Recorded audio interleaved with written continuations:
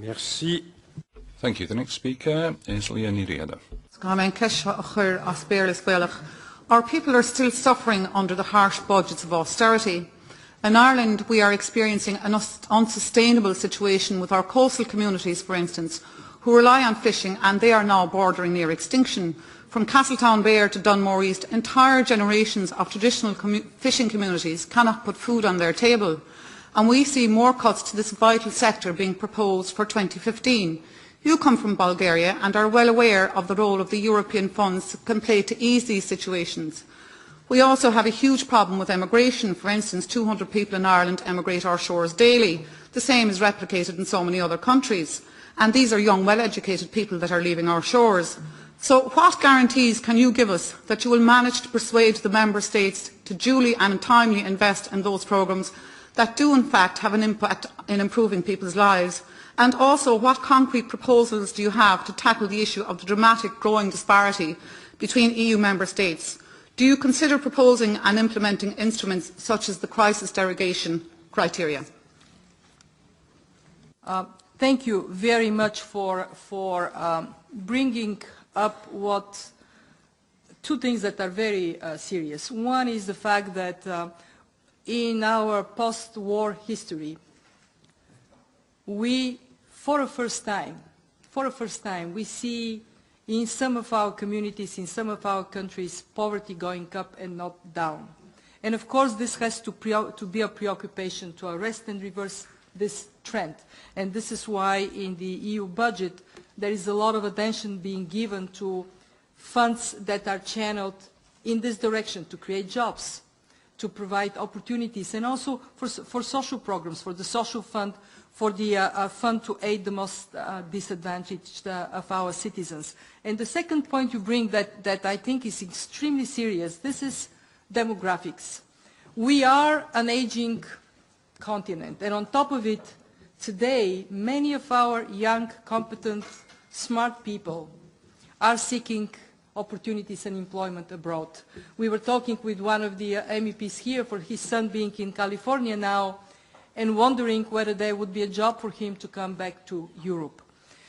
I believe that if Europe doesn't focus front and center on improving our competitiveness, especially in the new frontier industries, we would have a very hard time to fight social exclusion, to fight poverty, to deliver to our citizens. In order to lift up those that are falling behind, we have to have those that are going front, going even faster. And this is one of the emphasis you would see in the 300 billion. We would talk about money, but we would talk also about policies, removing obstacles to growth. And of course, as somebody who comes from a country that is still somewhat behind, it won't be like this forever. I'm very keen to see the budget, in the budget, the items that are helping, of course, the whole set of cohesion programs. And on the last part of, I run out of time. I'll come back to you on the last part. Merci.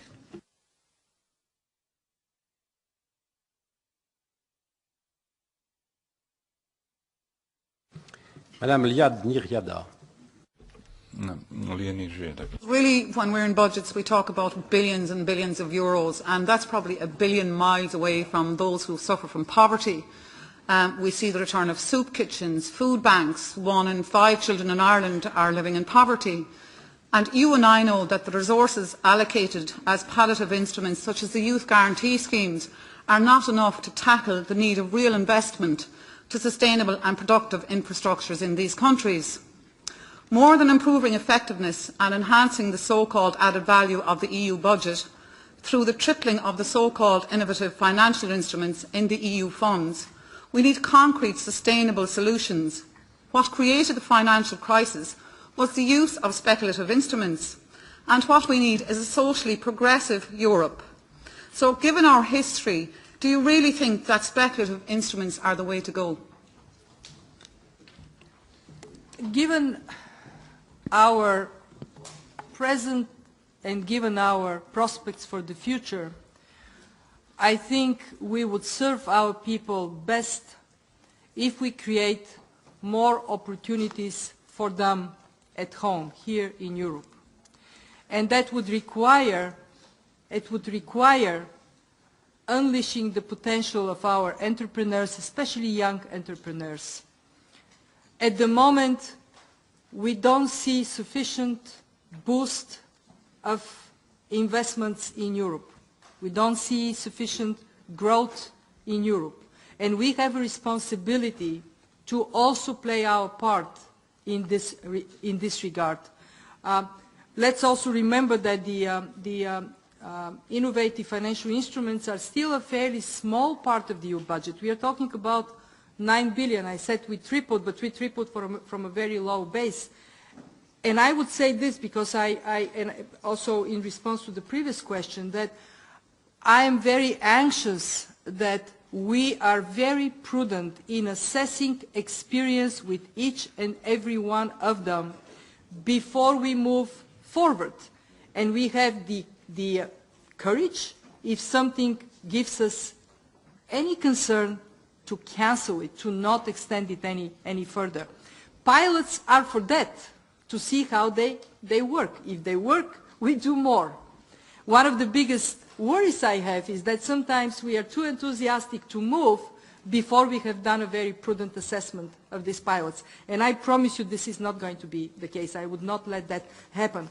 But of course, on the same side, we have to do more for people that are most seriously impacted. The Youth Guarantee is a very good scheme. We now have 6 billion. I hope to be the commissioner that sees this to expand and be extended.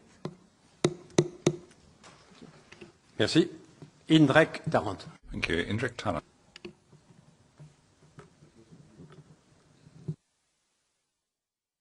Liadh Ní Riada.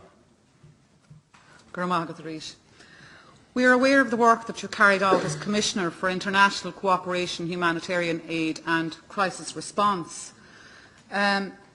So really, we seem to be drifting away from commitments to peace and sustainable development policies and towards a sectarian militarised pursuits.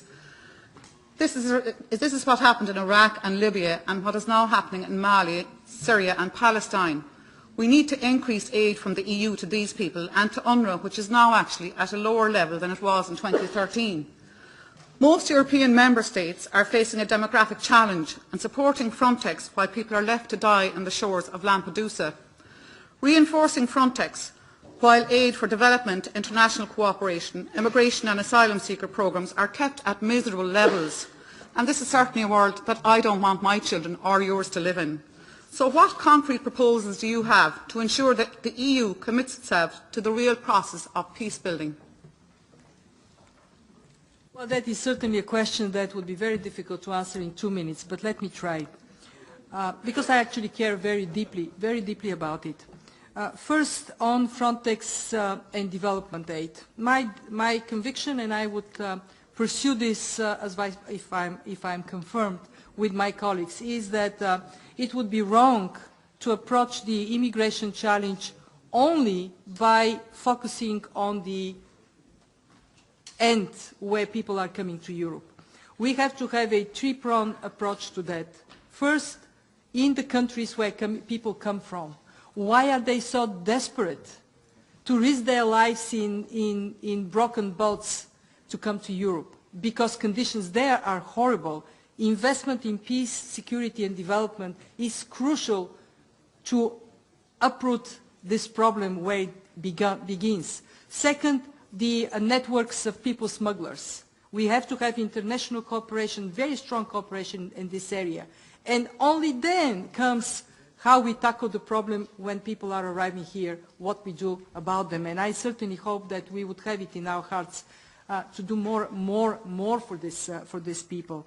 I believe that conflict prevention, conflict resolution has to become a preoccupying, an obsession politically in terms of development funds, because the world I live in still as Commissioner for Humanitarian Aid is a very dangerous world where fragility has increased enormously because of two factors, because of extremism and because of climate change.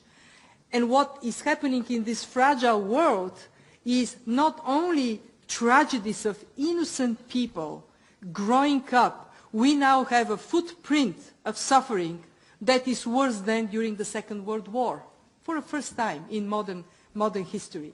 But also this footprint of suffering generates very serious and direct threats to us.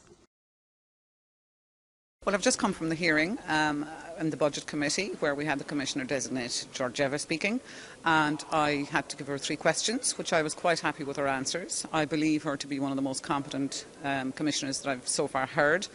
So I would be hopeful that she will be good, that she seems to be an able woman, and she also seems to be quite empathic, I would say, and compassionate, given that she already has experience in humanitarian aid.